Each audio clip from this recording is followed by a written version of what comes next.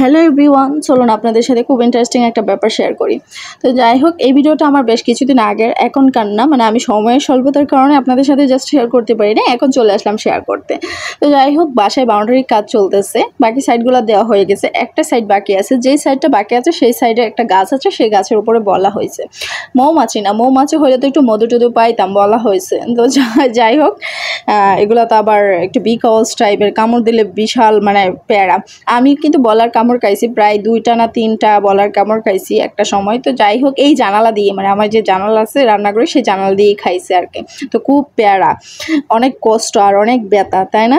তো যাই হোক, ওনারা যেহেতু বাউন্ডারি কাজ করতেছে, তো বলাগুলোকে পুড়িয়ে মানে তাড়িয়ে তারপরে কাজটা করবে আর কি, নিশ্চিন্ত মনে। তো ওনারা কোনোরকম সেফটি ছাড়াই কাজটা করে ফেলছেন। অনেকে তো সেফটি সহ করে। তো এখানে যে হুন্ডায় যে পেট্রোল না ডিজেল থাকে, সেটা দিয়ে মানে কাপড়ের মাথায় আর কি, একটা বাঁশের মাথায় কাপড় পেঁচিয়ে আগুন ধরিয়ে নিয়েছে আর কি, এখন পড়বে। তো দেখেন কত সুন্দর সেফটি ছাড়াই ওনারা মানে বলাগুলো পোড়াইতেছে। তবে ওনাদেরকে বলা কামড় দেয় না আর কি, দরেও নাই। খুব ইন্টারেস্টিং না? আমরা তো ভয়ে শেষ, ঘরের দরজা জানালা আটকায় বসে আছি। আর আমি রান্নাঘরে ফাঁক দিয়া সাহস করে মোবাইলটা হাত দিয়ে বের করে তারপর ভিডিও শ্যুটটা নিয়েছি। তো যাই হোক, আমার হাতে যদি আসতো তাহলে আমার কি হইতো বলেন। তো ধরে নাই, আমাকে আরও কয়েকবার কামড় দিয়েছে। তো তাই আমি জানি এটার ব্যথাটা কী পরিমাণ। আমি ওনাদেরকে বলতেছিলাম, অনেকবার বলছি যে আপনারা সেফটি নিয়ে তারপর করেন, কারণ না আমাদের তো অভিজ্ঞতা, ওনাদের অভিজ্ঞতা আছে আর কি, এক কথায়। তো যাই হোক, অন্য দিক দিয়ে দুপুর হয়ে গেছে, আমারও রান্না করার সময় হয়ে গেছে। তো কি কি রান্না করলাম সেটাই জাস্ট একটু শেয়ার করে নিচ্ছি আর কি। এখানে আমি চিংড়ি মাছ দিয়ে কচুরমুখী রান্না করছি।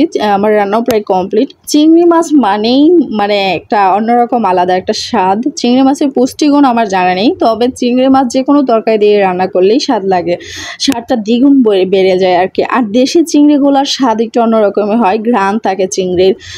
তো যাই হোক, অন্য দিক দিয়ে আমার চিংড়ি প্রায় হয়ে গেছে। অন্য দিক দিয়ে আমি ভাতও বসিয়ে দিয়েছি, ভাত মোটামুটি সিদ্ধ হওয়ার পথেই আর কি।